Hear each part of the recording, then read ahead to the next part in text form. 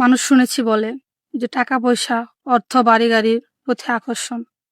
আমার এরকম কোনো আকর্ষণ নাই।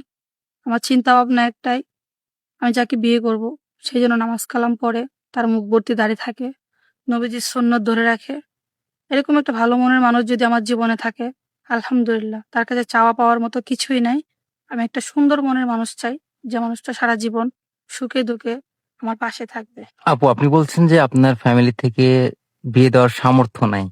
তো সেক্ষেত্রে আপনার গলায় দেখছি স্বর্ণের চেন। এটা কি স্বর্ণ?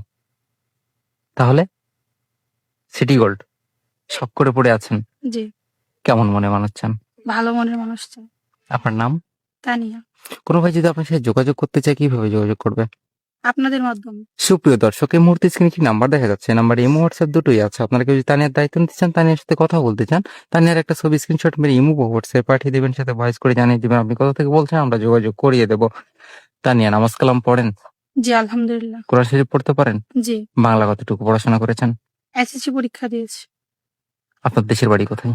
কুমিল্লা। আপনার ফ্যামিলি থেকে কে আছে? আমার বাবা নাই। আমি এতিম পরিবারের মেয়ে। ছোট্ট একটা বোন, একটা ভাই। মাকে নিয়ে আমার সংসার। বাবা কি হয়েছে? আমার বাবা মারা গেছে। কতদিন আগে? ৩ বছর হয়ে যাচ্ছে প্রায়। তাহলে এখন সংসারটা আপনাদের কিভাবে চলে? আমার আম্মু মানুষের বাসায় কাজ করে। বলতে কোনো লজ্জা নাই। কারণ কর্ম করলে কখনোই ছোট হয় না। আর আমি সেলাই মেশিনের কাজ করি। এভাবেই চলে আমার সংসার।